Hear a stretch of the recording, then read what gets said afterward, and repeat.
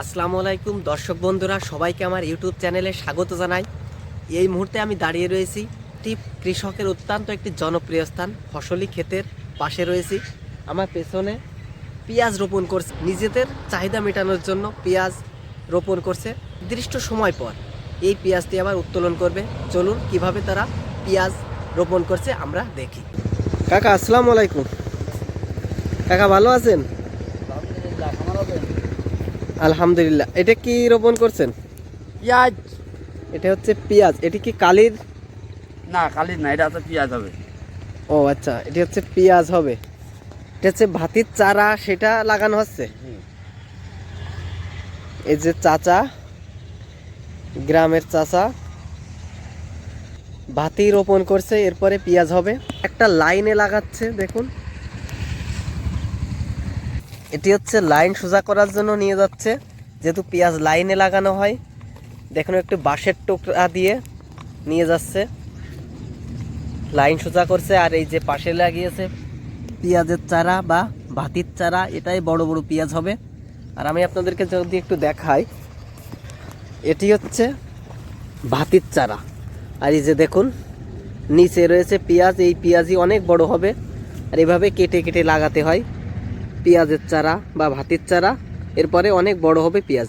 এটা উঠতে কত সময় লাগবে? বৈশাখ মাস, মাঘ ফাল্গুন চৈত্র বৈশাখ, 4-5 মাস। কতটুকু জমিতে লাগাচ্ছেন? 5 কাঠা। 8 কেজি চারা কয় ফিলি হলো?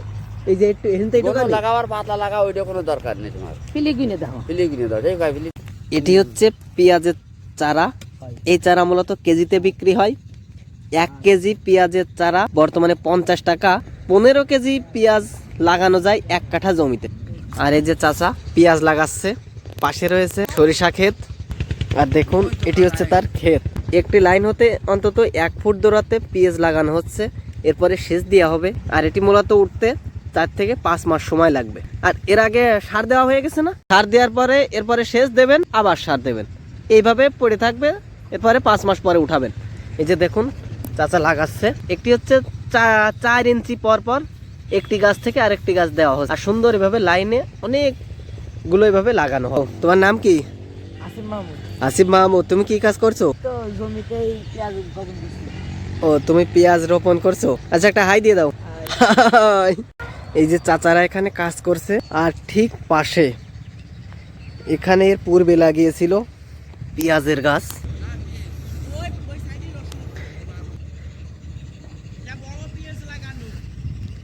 এটি হচ্ছে উচ্চ ফলনশীল জাতের পেঁয়াজ। আর এই পেঁয়াজের ক্ষেতে বাম পাশে রয়েছে রসুনের ক্ষেত। এটি হচ্ছে ছোট ছোট গাছ রসুন। আশেপাশে অনেক সরিষা ক্ষেত দেখতে পাচ্ছি।